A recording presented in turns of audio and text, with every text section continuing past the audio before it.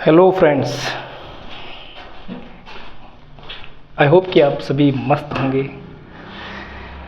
कल हम चर्चा कर रहे थे नंबर्स क्या हैं, मैथमेटिक्स के बेसिक्स को हमने छेड़ा था। तो क्या बात की थी हमने बात की थी कि नंबर जो होते हैं वो क्या होते हैं। संख्याएं क्या होती हैं, डिजिट से मिलकर के बनी होती हैं संख्याएं। हमने संख्याओं को अलग अलग क्लासिफाइड किया, संख्याओं के बारे में जाना, है ना। संख्याओं की एक एक करके अपने जानने की कोशिश की कि भाई परिमेय संख्या क्या होती है, अपरिमेय संख्या क्या होती हैं, इनको अलग अलग क्लासिफाइड किया। Before I start the class of mathematics, I just want to clear out कि आपकी जो बेसिक प्रॉब्लम है, the fear of math phobia, उसको कैसे मिटाया जाए। Most of the people, most of the student have this fear.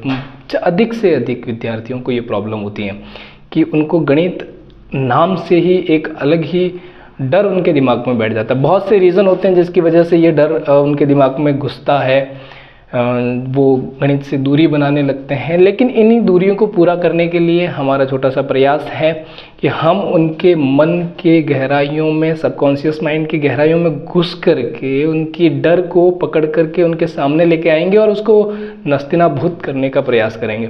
देखिए, अगर आप मैथ्स सब्जेक्ट के अंदर अपने आप को इस सब्जेक्ट को कमांड की सब्जेक्ट बनानी है, तो आपको 3 पिलर जो है मैथ्स के ध्यान में रखने हैं और उसी को ध्यान में रख कर के गणित की जो है उसके बेसिक्स को तैयार करना है।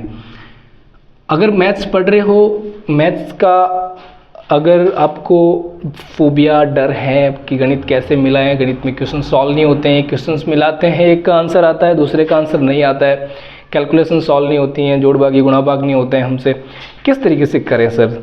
तो पहला जो पिलर है मैथ्स का वो है, ये ध्यान रखना है कि आपको कॉन्सेप्ट क्लियर होने चाहिए। सबसे पहली चीज़, कोई भी कॉन्सेप्ट आप पढ़ रहे हो, आपको किसी भी concept means formula, concept mean formula, या तो फॉर्मूला हो सकता है वो, और या फिर उसका कोई कॉन्सेप्ट हो सकता है कि कोई भी मैथ्स के अंदर हर एक टॉपिक का अपना एक कॉन्सेप्ट होता है। चाहे आप ज्योमेट्री पढ़ रहे हो, ज्योमेट्री पढ़ रहे हो, चाहे आप मेंसुरेशन पढ़ रहे हो, है ना, आयतन निकाल रहे हो, क्षेत्रफल निकाल रहे हो, चाहे आप किसी फ्रैक्शंस को सॉल्व कर रहे हो, तो हर एक चीज़ का एक कॉन्सेप्ट है। हर एक चीज़ अपने एक किसी न किसी चीज़ से जुड़ी हुई होती है। बिना किसी पहले पूर्व ज्ञान के आप अपने किसी भी प्रॉब्लम को सॉल्व नहीं कर रहे होते हैं, आपको कुछ ना कुछ पता होता है। तो उस कॉन्सेप्ट की क्लैरिटी आपको होनी ही चाहिए, तब जाकर के आप नेक्स्ट स्टेप पे जाओगे, जिसको अपन बोलते हैं, जिसको मैं नाम देता हूँ कैलकुलेशन। अब कैलकुलेशन अगर स्ट्रॉन्ग है, 2 चीज़ें अगर आपकी स्ट्रॉन्ग है, तो तीसरी चीज़ होती है जो ऑटोमेटिकली आपकी इम्प्रूव हो जाएगी, जिसको अपने नाम देते कॉन्सेंट्रेशन। इन 3 C मैं इनको बोलता हूँ। ये तीनों पिलर मैथ्स के इतने स्ट्रॉन्ग पिलर हैं। If these 3 pillar are strong for any student, किसी भी विद्यार्थी के लिए अगर ये 3 पिलर स्ट्रॉन्ग है, तो मैं बिलीव करता हूँ, क्योंकि मैं ये मानता हूँ कि अगर इन तीनों चीज़ों पर अगर एक विद्यार्थी इन चीज़ों पर कमांड कर लेता है, तो वो मैथ्स के किसी भी प्रॉब्लम को सॉल्व कर ही लेता है। भले ही वो एक बार में ना करे, दूसरी बार में कर लेता है, लेकिन कर ही लेता है। तीसरी चीज़ आती है कि इसको इम्प्रूव करने, कैसे इसको इम्प्रूव करें, कैसे इसको सीखे। तो तीसरा अभ्यास है प्रैक्टिस का। आपको प्रैक्टिस करनी ही पड़ेगी, हाथ में पेन लेना पड़ेगा, पेंसिल लेनी पड़ेगी, आपको लिखना पड़ेगा, जितना ज़्यादा हो सके उसको सॉल्व करना पड़ेगा। तो ये बेसिक आपको क्या है, ये ध्यान में रखनी है। अब इसके बाद में कैसे इसको इम्प्रूव करें, किस तरीके से उनके ऊपर काम करें, मैंने इसको लिए शुरुआत कर ही दी है। बेसिक्स कैसे स्ट्रॉन्ग किया जाए, मैं बिल्कुल बेसिक से चलूँगा। जिसको भी अगर लग रहा है कि बहुत लंबा खींच रहे हैं सर, ये क्या बात कर रहे हैं, तो सभी हमें आता है, तो जिसको भी आता है वो ना देखें, जिसको आता है, जिसको सीखना है वो आराम से सीख सकता है। हमारा काम यही है कि हम सीख रहे हैं और सिखा रहे हैं दूसरों को। तो हमने ब्रीफली मैं बता देता हूँ कि हमने कल नंबर्स के बारे में, हमने कल संख्याओं के बारे में सीखना शुरू किया था कि संख्याएं क्या होती हैं। संख्याओं को अलग अलग क्लासिफाइड किया 2 अलग अलग भागों में। एक को तो रियल नंबर बोला, वास्तविक संख्याएं बोली हमने कहा कि एक वास्तविक संख्याएं होती हैं और दूसरी होती हैं जिसको अपन बोल लेते हैं काल्पनिक संख्याएं। तो मैंने कहा भी था आपको कि काल्पनिक संख्या जो होती है वो आपके भी काम की नहीं है, उनको कॉम्प्लेक्स नंबर बोलते हैं, इमेजिनरी नंबर बोल दो या फिर कॉम्प्लेक्स नंबर बोल दो। तो ये कॉम्प्लेक्स नंबर जो है वो आपके काम के नहीं है। जेड से इनको डिनोट करते हैं, इनको भी जेड से ही इनको डिनोट सी से करते हैं, लेकिन इसको लिखा जाता है जेड बराबर एक्स प्लस आयोटा वाई, इस तरीके से इसको लिखा जाता है, where x and y belongs to z, belongs to I लिख दो या जेड लिख दो, जेड मीन्स पूर्णांक। अब यहाँ पे जो आयोटा होता है ये एक इमेजिनरी नंबर है, इसलिए इसको क्या बोलते हैं, काल्पनिक। इतना ही आपके नॉलेज के लिए बता देता हूँ, लेकिन आपके आगे जब आप हायर क्लासेस में जाओगे तो इनके बारे में आपको आगे जाके पढ़ोगे।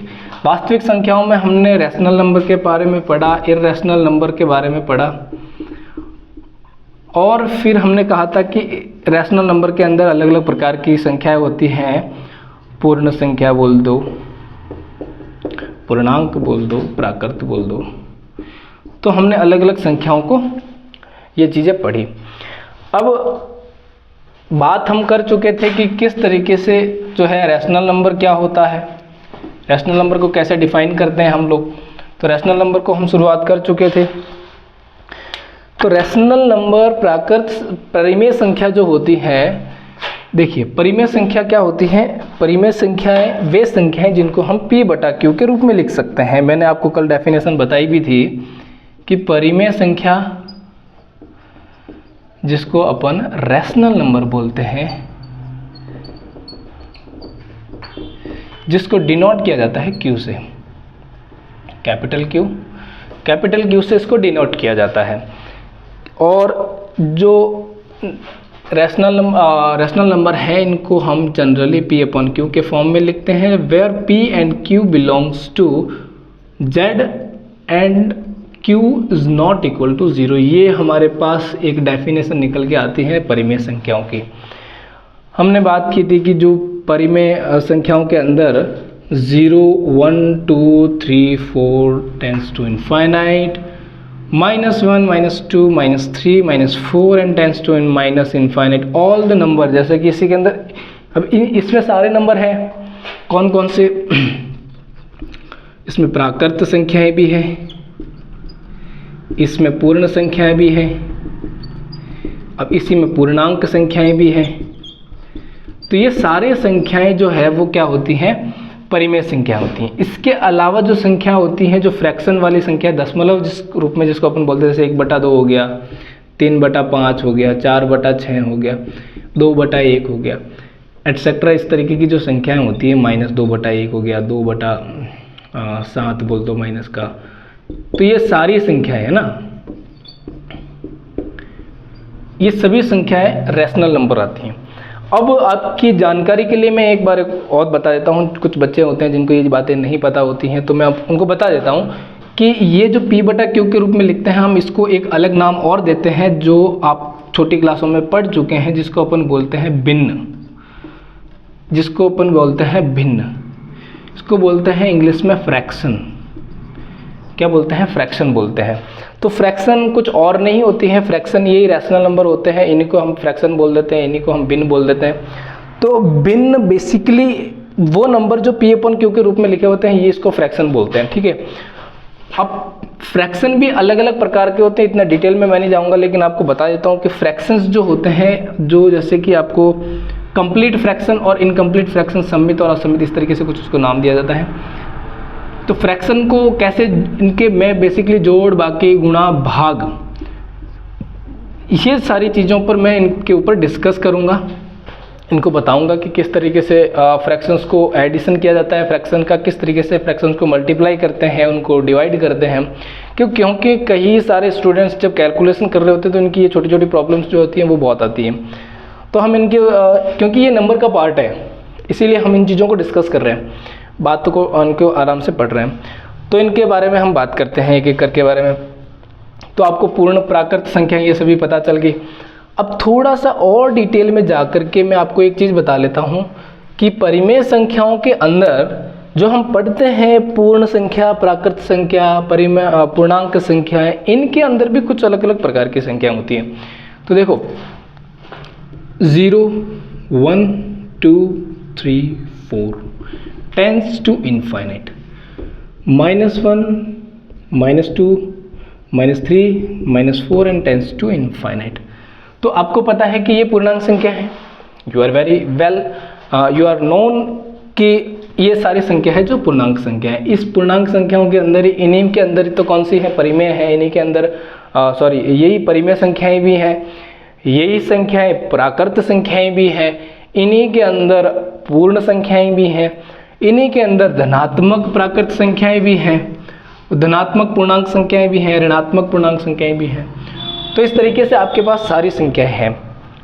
इसके अलावा आपने अगर सुना होगा तो कुछ सम संख्या के नाम से संख्याएं होती हैं, सम संख्या होती हैं, जिसको अपन इंग्लिश में बोल देते हैं इवन नंबर। इवन नंबर करके एक संख्या होती है जो इनके अंदर ही आते हैं। अब कुछ बच्चों को ये प्रॉब्लम होती है कि सर ये इवन संख्या है कौन सी, इवन नंबर कौन से होते हैं, ऑड नंबर कौन से होते हैं, सम और विषम संख्याएं कौन सी होती है। इनके बारे में भी हम यहाँ पे लगे हाथ चर्चा कर ही देते हैं ताकि प्रॉब्लम ना आए किसी बच्चों को कि यार सर ने ये बात तो बताई नहीं कि हमें ये कौन सी संख्या होती है। फिर आगे जाके जब हम बात करते हैं कि इवन संख्या और विषम संख्याओं की और इनकी बात करते हैं तो हमें एक छोटी सी प्रॉब्लम होती है। तो सम संख्या के हम जब डेफिनेशन की बात करते हैं तो मैं सिंपल डेफिनेशन बात करता हूँ। जिन नंबर को हम 2 से डिवाइड करते हैं और 2 का उसके अंदर कंप्लीट से डिविजिबल भाग चला जाता है तो हम उसको कहते हैं कि वो सम संख्या है। इसको 2n लिखते हैं। उसको टोटल n अगर नंबर है तो हमारे को कोई भी nवा सम नंबर निकालना है, nवीं सम संख्या निकालनी है तो हम उसको 2n से निकाल लेते हैं। जैसे मैंने कह दिया कि मुझे 10वें स्थान पर आने वाले सम संख्या कौन सी है, तो 10वें स्थान पर आने वाले सम संख्या कौन सी होगी। जैसे 10वां स्थान पर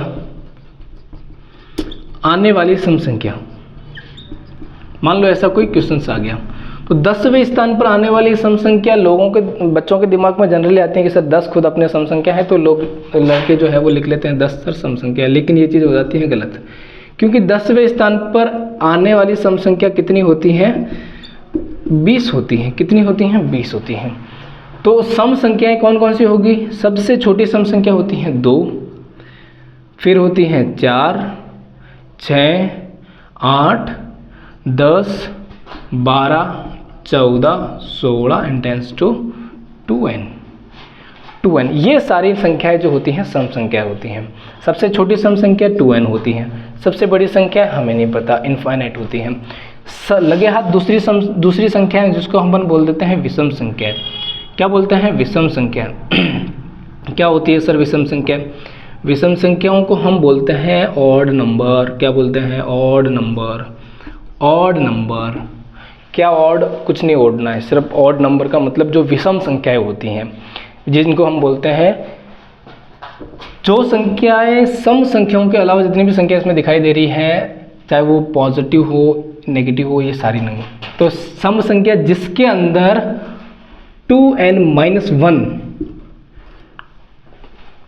इसको इस तरीके से डिनोट करते हैं 2n-1 से। और ये सारी संख्याएं जो जैसे 1,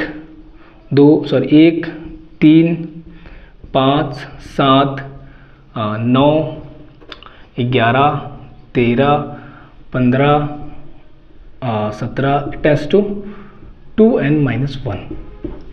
तो ये सारे नंबर जो है ऑड नंबर के अंदर आते हैं।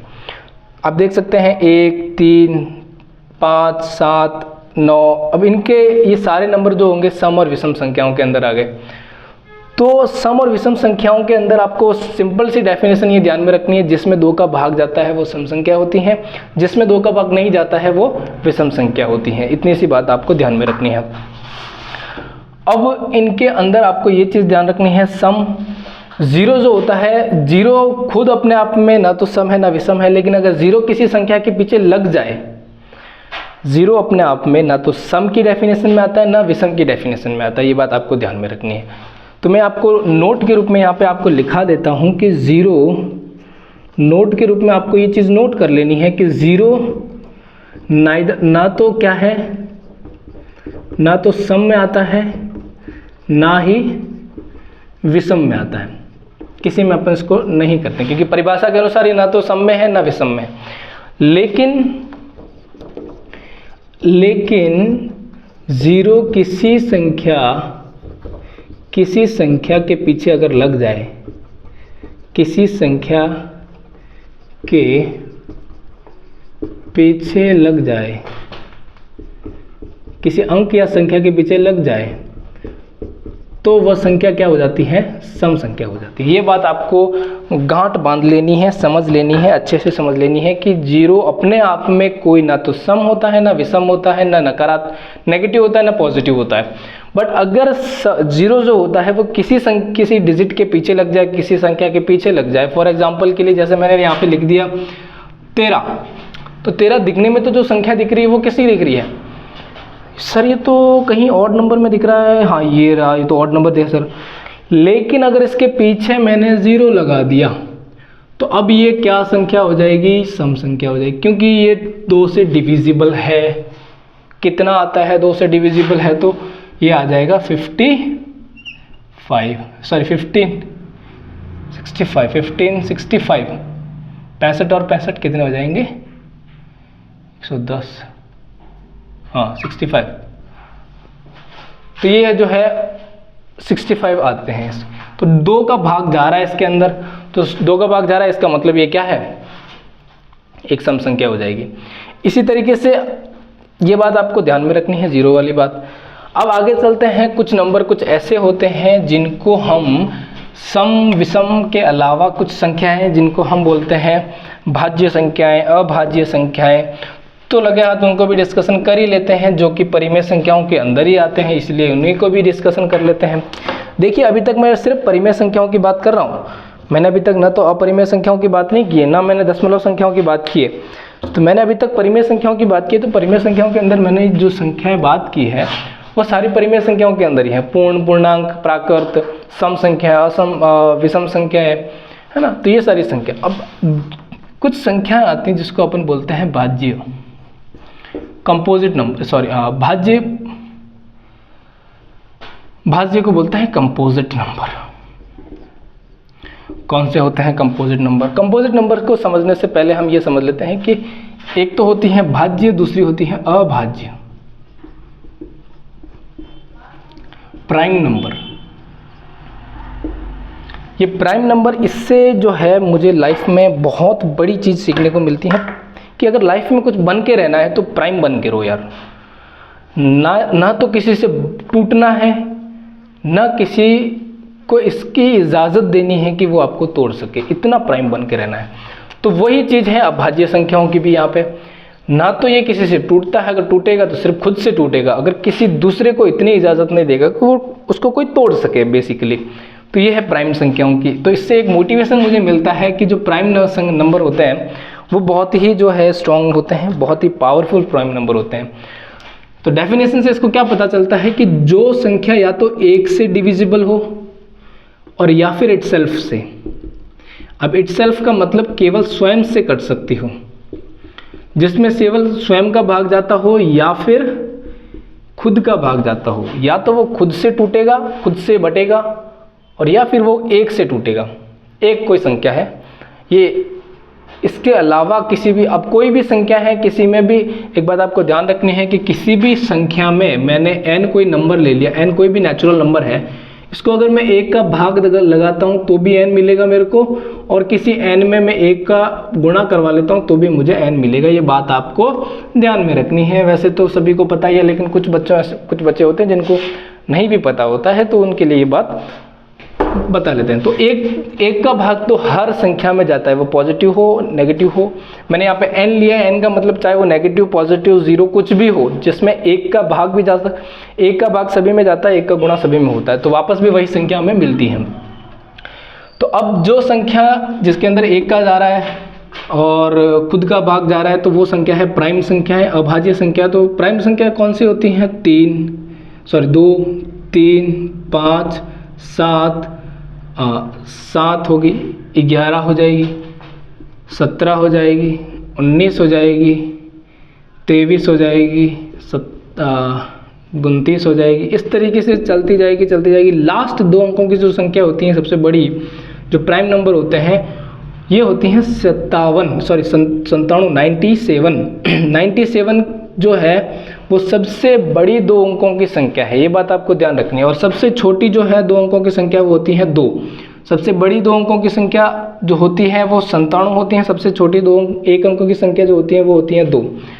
तो आप बात ध्यान रखनी है। और अगर पूछ लिया जाए, जैसे मैंने कुछ लिया सबसे बड़ी 2 डिजिट प्राइम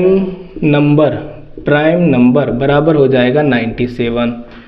ये बात आप लिख सकते हैं। सबसे छोटी 2 अंकों की संख्या 2 अंकों की अभाज्य संख्या तो कौन सी होगी? अच्छा, आप कमेंट बॉक्स में आंसर देना जरा, कितनी होगी आप बताइएगा, इसका आंसर कितना हो सकता है। और सबसे छोटी प्राइम संख्या, सबसे छोटी सम अभाज्य संख्या, सबसे छोटी सम अभाज्य संख्या। तो ये बात आपको ध्यान में रखनी है। सबसे छोटी सम अभाज्य संख्या 2 होती है। सबसे छोटी 2 अंकों की संख्या कितनी होगी? आप देखो यहाँ पे सबसे छोटी 2 अंकों की संख्या कितनी है? 11। कईयों को आंसर इसमें 2 आया होगा, कईयों का आंसर अलग अलग आया होगा, लेकिन 2 अंकों की सबसे छोटी प्राइम संख्या कौन सी हो जाएगी? 11 हो जाएगी। सबसे छोटी सम अभाज्य संख्या कौन सी है? वो है सम अभाज्य संख्या 2। सबसे छोटी विषम अभाज्य संख्या, यहाँ आंसर आ जाएगा 3। तो इस तरीके से आप निकाल सकते हैं। अब मैं अगर कहूं कि सबसे बड़ी 1 अंक की प्राइम नंबर, तो सबसे बड़ी जो 1 अंक की प्राइम नंबर होगी, सबसे बड़ी 1 अंक की प्राइम संख्या जो होगी वो होगी 7। तो ये है प्राइम नंबर्स के कुछ बेसिक्स बातें, बेसिक्स चीज़ें जो आपको ध्यान में रखनी है। ना तो टूटेंगे, ना किसी को इतनी इजाज़त देंगे कि वो हमें तोड़ सकते हैं। तो ये प्राइम बन के रहने का एक जो फॉर्मूला है, जो लाइफ लर्निंग लेसन है, वो अभाज्य संख्याओं का यहाँ से मिलता है। दूसरा है कंपोजिट नंबर। कंपोजिट बन के कि हर किसी से अब टूटते जाओ, कोई भी जो आए, हर जीवन में, लाइफ में हर कोई आपको तोड़ता जाए, आप हर किसी को ये परमिशन देते हो कि आपको बांट दे।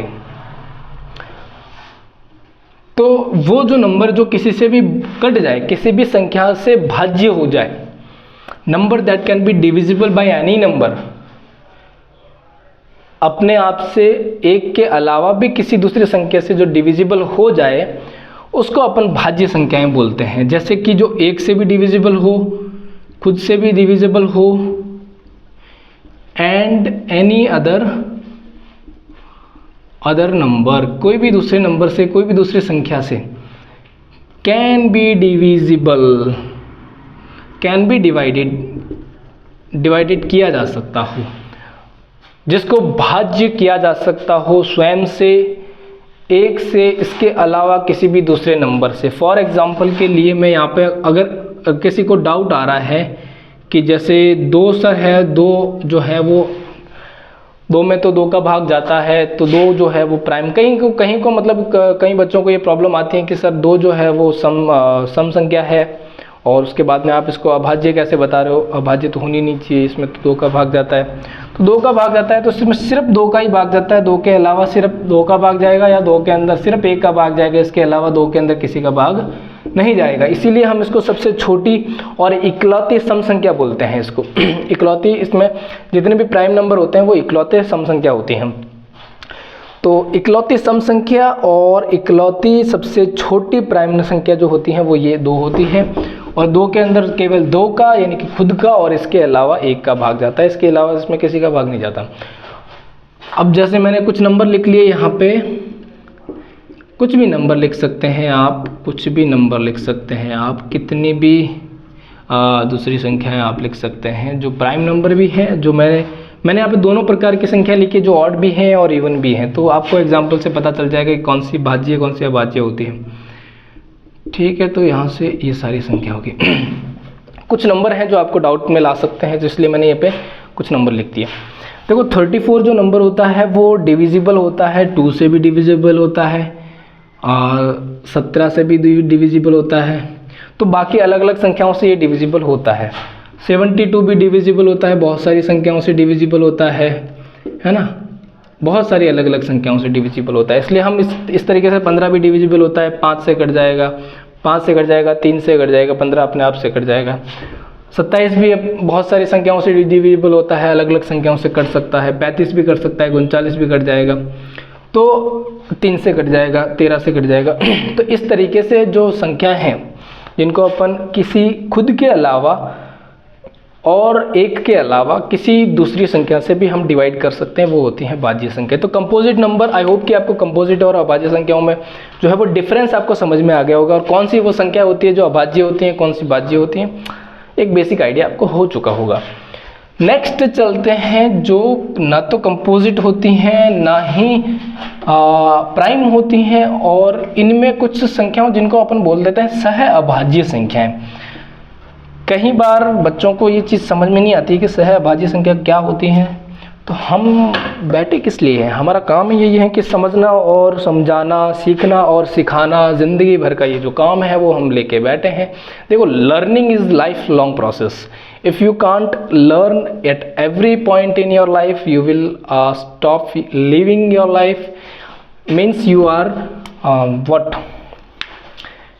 you are doing something बेईमानी with yourself।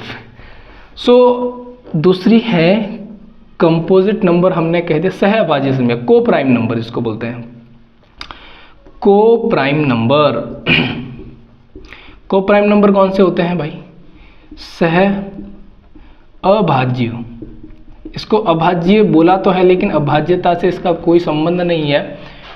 सिंपल सह अभाज्य संख्या कौन सी होती हैं? सह अभाज्य संख्या वे अभाज्य संख्या होती हैं जिनका दो संख्याओं का HCF केवल और केवल एक हो। जैसे मैंने कह दिया 3 और 4, इनका LCM जो है 2, 3 और 4, इनका LCM केवल एक होता है। जैसे मैंने कह दिया 5 और 6, अब इनका HCF not LCM, HCF common factor जो कॉमन फैक्टर होता है, हाईएस्ट कॉमन फैक्टर जो होता है वो कितना हो? 1 हो। जिन भी दो संख्याओं का हाईएस्ट कॉमन फैक्टर केवल और केवल 1 हो, वे संख्याएं हैं सह अभाज्य संख्याएं कहलाती हैं। जैसे मैंने कह दिया 7 और 8। अब 7 और 8 का जो HCF होता है, जनरली ये वो संख्या होती हैं जो एडजेसेंट नंबर होते हैं, जैसे n और n+1। तो जनरली नंबर, मैं कह रहा हूँ जनरली n इंटू n+1 जो हो संख्याएं नंबर होते हैं जिनका HCF जो होता है, मैं नहीं कह रहा कि हमेशा होता है, लेकिन जनरली ये संख्याएं जो होती हैं वो को प्राइम नंबर ही होती हैं। जैसे मैं अगर बात कर लेता हूँ 10 और 11 की, तो इसके अंदर कोई भी ना तो ये कोई प्राइम नंबर है, ना ही कोई एक इसमें से प्राइम नंबर है। एक कौन सा है? एक कंपोजिट नंबर है। लेकिन इन दोनों नंबर को एक साथ में लिखें और इसका अगर HCF निकाले तो इसका HCF हाईएस्ट कॉमन फैक्टर कितना आएगा? एक ही आएगा, इसके अलावा और क्या मिलेगा? तो जनरली जो नंबर होते हैं n और n+1 के फॉर्म में होते हैं, या फिर उसको ऐसे भी लिख सकते हैं आप, अगर कंफ्यूजन में हो तो n और n-1 के फॉर्म में हो तो these number can be written as the coprime number. क्योंकि ये नंबर जो होते हैं, जैसे मैंने यहाँ पे बात कर ली 9 की और 8 की, जैसे 8 और 9 ऐसे लिख सकते हैं। ये नंबर वही तो है, और क्या है इसमें और इसमें कोई फ़र्क थोड़ी, बात तो वही है। तो कुछ तरीके से इस तरीके से इनको लिख सकते हैं। तो ये सारे नंबर जो होते हैं वो क्या होते हैं? सह अभाज्य संख्या है। तो हमने अभी तक जो संख्याओं को डिस्कशन किया वो संख्याएं सह अभाज्य संख्याएं, प्राइम संख्याएं, इनको अभी तक जो पूर्ण संख्याएं, जो वोल नंबर होते हैं, जो पूर्णांक होते हैं, उनको हमने अच्छे तरीके से डिस्कशन कर लिया। Now we discuss about the जिसको बोलते हैं अपरिमेय संख्याएं। मार्कर थोड़ा वो स्लो है, इसलिए मुझे कोई बात नहीं। अपरिमेय संख्याएं, अपरिमेय संख्या। तो अपरिमेय संख्या क्या होती है? Irrational number, irrational number.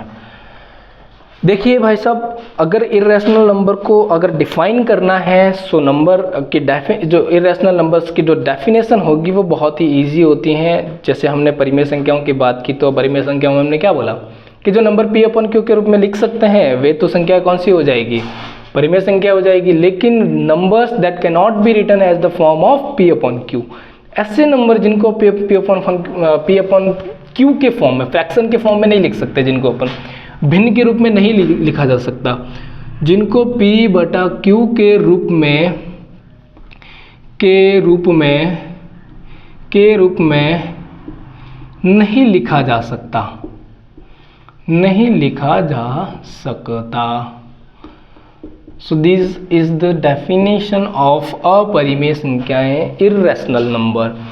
कुछ एग्जाम्पल होते हैं जो रूट के अंदर होती हैं संख्याएं। ये सारी संख्या जो होती हैं वो क्या होती है, लगभग जिनका अंडर रूट पूरा पूर्ण संख्या नहीं होती, जिनका जो है वर्गमूल पूर्ण संख्या नहीं होती। जनरली वो संख्या किस में आती हैं, अपरिमेय संख्याओं के अंदर आती हैं। पाई, जैसे पाई का मान क्या होता है 3.1415 ऐसे कुछ होता है, चलता जाता है, बहुत लंबा होता है। इसको अप्रॉक्सीमेटली वैल्यू जो है हम 22/7 के रूप में लिखते हैं, लेकिन 22/7 not is the value of pi. ये आपको बड़े आगे क्लास में जाकर के पता चलेगा, लेकिन आप जनरली हम ले लेते हैं किसी भी कैलकुलेशन को सॉल्व करने के लिए, क्योंकि 22/7 का जो मान होता है वो अप्रॉक्सीमेट वैल्यू होता है किसके बराबर के, इस पाई के। इसीलिए हम इसको इसके अप्रॉक्सीमेटली लगभग मान लेते हैं कि हाँ ये पाई जो है वो 22/7 के बराबर होता है, लेकिन 3.14 ही इसका मान होता है, पाई का मान। और pi is the number that, मतलब कि एक ऐसा नंबर है जो अभी तक पूरी तरीके से डिफाइन नहीं किया गया। कुछ ट्रिलियंस तक, 100 ट्रिलियंस तक या कुछ ट्रिलियंस तक के इसके डिजिट्स पॉइंट्स के बाद में निकाले गए, लेकिन अब तक भी इसको डिफाइन नहीं किया गया। तो कुछ नंबर मैं आपको बता देता हूँ, जैसे कि 22 अंडर रूट जो ये है अंडर रूट 2 का मान कितना होता है 1.414 इस तरीके से इसका मान चलता जाता है। 3 का मान होता है 1.5। इसको एक सेकंड आपको इसका पूरा वैल्यू सही एकदम एक्यूरेट वैल्यू आपको बता देते हैं, ताकि इसमें आपको कोई भी समस्या ना आए कभी भी। आपके आगे जब हम क्वेश्चंस को सॉल्व करेंगे, इसके रिलेटेड जो क्वेश्चन सॉल्व करेंगे, तो आगे कोई समस्या नहीं आए।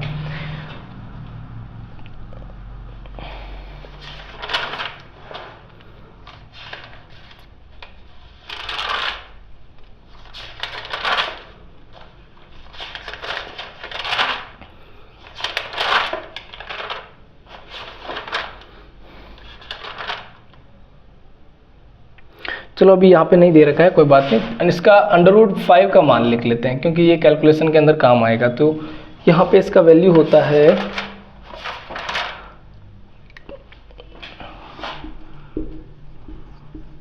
और ये ऐसे चलता जाता है। तो ये जो नंबर होते हैं इनको अपरिमेय संख्याएं बोलते हैं। अब हम कुछ नंबर्स ऐसे पढ़ते हैं जो दशमलव संख्याओं के आधार पर, अभी तक हमने जो नंबर पढ़े हैं वो हमने पूर्ण संख्याओं को पढ़े हैं, अभी हम दशमलव संख्याओं के आधार पर भी कुछ नंबर्स को अलग तरीके से बांटते हैं, मतलब डेसिमल्स के बेस पर। दशमलव संख्या है, दशमलव संख्या जिसको अपन बोलते हैं decimal number. Decimal number basically 2 प्रकार के अलग अलग होते हैं। वैसे तो अलग अलग प्रकार के होते हैं, लेकिन अगर परिमेय और अपरिमेय में देखा जाए, परिमेय में और अपरिमेय, क्योंकि डेसिमल नंबर इनके अंदर ही एग्जिस्ट करते हैं, तो इसीलिए परिमेय और अपरिमेय के अंदर जो है वो डेसिमल नंबर किस तरीके से होते हैं। एक प्रकार का जो परिमेय संख्या होती है, कि जब मैंने कहा था कि परिमेय संख्या कौन सी होती है, p बटा q के रूप में लिखेंगे। तो p बटा q के रूप में अगर जब हम लिखते हैं, और p बटा q का मतलब आपको मैं बता देता हूँ कि जो p, जिन बच्चों को नहीं पता है कि जो इसको बोलते हैं बटा, तो बट्टे की जो ऊपर वाली संख्या होती है उसको बोलते हैं अंश, जिसको बोलते हैं न्यूमरेटर, और उसको बोलते हैं डिनोमिनेटर। न्यूमरेटर और डिनोमिनेटर के अंदर, यानी कि हर और अंश के अंदर, जब हम q का भाग p में लगाते हैं और हमारे को रिमाइंडर शेषफल, रिमाइंडर मतलब क्या होता है शेषफल, शेषफल अगर क्या मिल जाए, शेषफल अगर हमें 0 मिल जाए, रिमाइंडर क्या मिल जाए 0 मिल जाए। जब हम p के अंदर q का भाग लगाते हैं और हमें रिमाइंडर 0 मिल जाए तो हम क्या कहते हैं, हम कहते हैं कि जो p जो भी ये नंबर है इसको अपन शांत संख्या बोल देते हैं, शांत। फॉर एग्जाम्पल के लिए मैं आपको कुछ उदाहरण बता देता हूँ, जैसे 1/2 हो गया, तो जब हम 1 के अंदर 2 का भाग लगाते हैं तो 0.5 निकल के हमारा आंसर आ जाता है। मतलब 0 के बाद में दशमलव और दशमलव के बाद में कुछ एक नंबर आता है, पॉइंट आता है और उसको ऐसे लिख लेते हैं। फॉर एग्जाम्पल के दूसरा बताता हूँ मैं आपको 3/4। तो 3/4 का मतलब क्या है 0.75। 3/4 का मतलब ये होता है 0.75। जैसे मैंने कह दिया 1.4 तो 0.25। दीज नंबर ये तो फ्रैक्शन के फॉर्म में है, p/q के रूप में है। जब इनको हम q का भाग p में लगाते हैं, हर का भाग q में लगाते हैं, p में लगाते हैं, अंश में लगाते हैं, तो जब जो हमें नंबर मिलता है दशमलव के रूप में, तो दशमलव के रूप में मिलने के बाद में, दशमलव के बाद में अगर हमारे को कुछ 1 डिजिट 2 डिजिट या 3 डिजिट या कुछ डिजिट के बाद में वो नंबर रुक जाता है, या दशमलव रिमाइंडर जो है हमें उसको में भाग देने के बाद में अगर रिमाइंडर हमारे पास 0 आ जाता है, तो रिमाइंडर 0 आने का मतलब होता है कि वो संख्याएं कौन सी है, शांत संख्याएं हैं।